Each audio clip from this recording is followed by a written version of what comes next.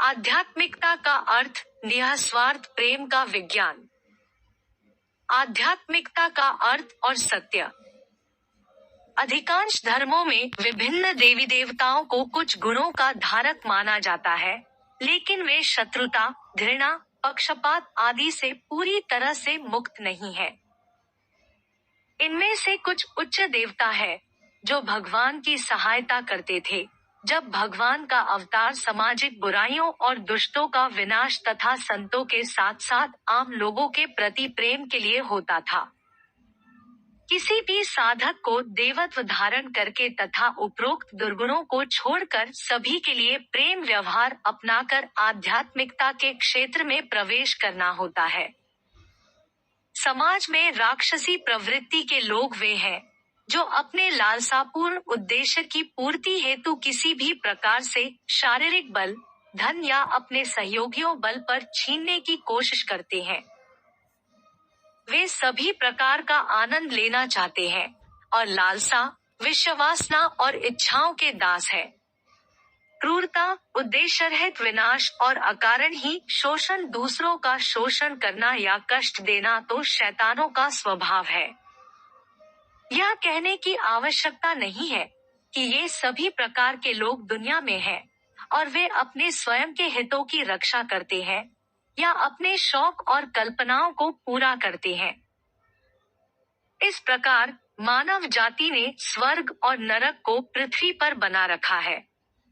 आध्यात्मिकता तब शुरू होती है जब कोई व्यक्ति मानव जाति के बीच प्रेम का प्रसार करने के लिए ईश्वर के मिशन में मदद करता है।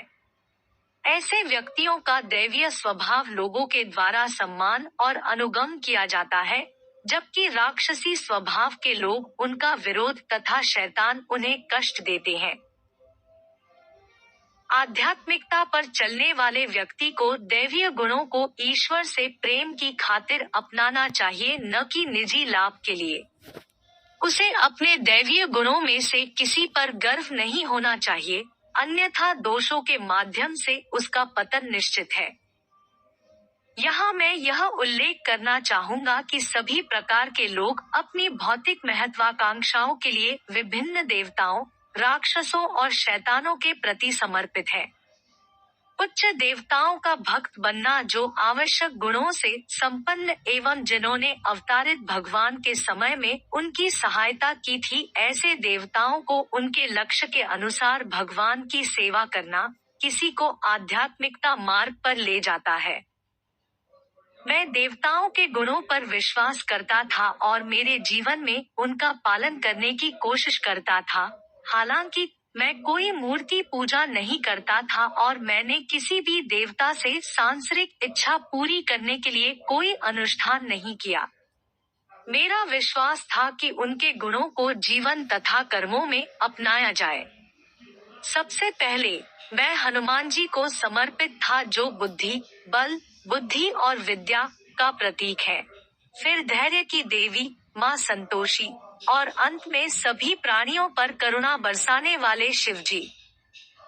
उपरोक्त गुणों को कुछ हद तक प्राप्त करने के बाद मुझे आत्मा का अनुभव हुआ। लेख देखें, मौत एक महान आध्यात्मिक शिक्षक। वास्तव में इसके बाद मैं भगवान राम के लिए समर्पित था, एक अवतारित भगवान जिन्होंने राक्षसों को धरती पर जीत लिया था।